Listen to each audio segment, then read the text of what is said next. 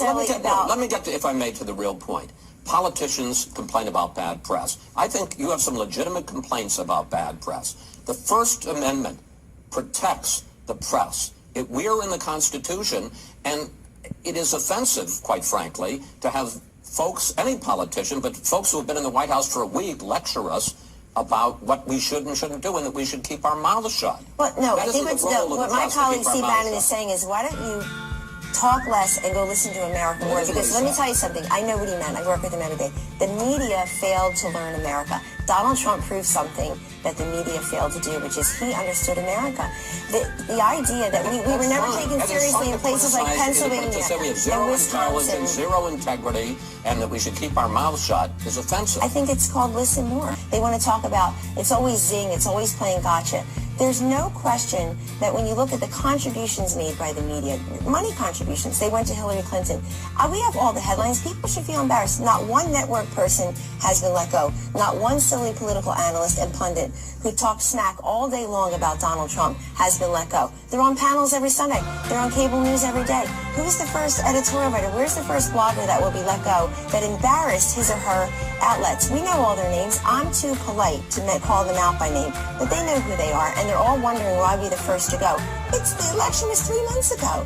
None of them have been let go. If this were a real business, if the mainstream media were a thriving private sector business that actually turned a profit, which is not true of many of our newspapers, Chris, 20% of the people would be gone. They embarrassed. They failed to protect their shareholders and their board members and their colleagues.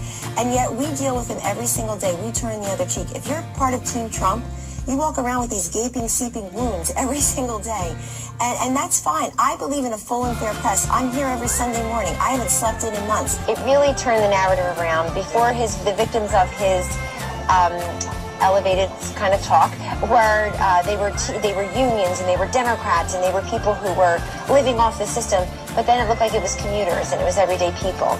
And I think that's actually something that could hurt Trump in South Carolina and beyond.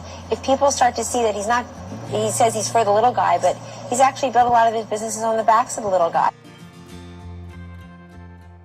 But it shows you the danger of just saying things that aren't true and getting people to believe it and getting 20,000 people in a rally today to just lap it up as if it's true.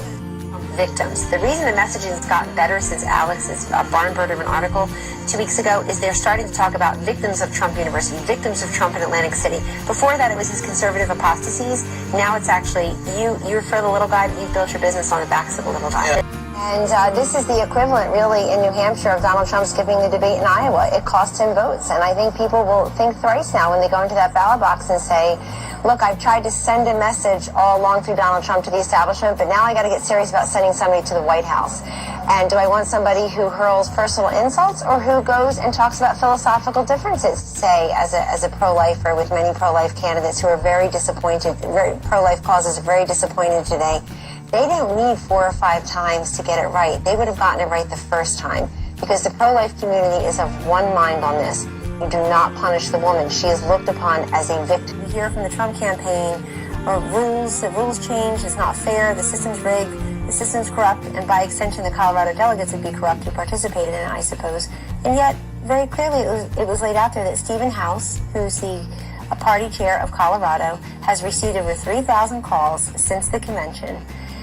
All of them nasty, and he posted on Facebook, when I hear about burials and my family mentioned in the same sentence, this isn't politics, this isn't democracy, this is crazy. And so you can whine and complain all you want that you didn't know the rules and you changed the rules. And I would just also say there's an analysis today that Donald Trump's won 35% of the popular vote, but 42% of the delegates already. So apparently they like the rule, they like those rules. But look, there's no place in politics, and I hope Kaylee will back me up on this, no place in politics for people accusing folks of using Gestapo tactics. The Gestapo, that was Nazi tactics, and they took people and killed them. And I don't like this kind of references in politics.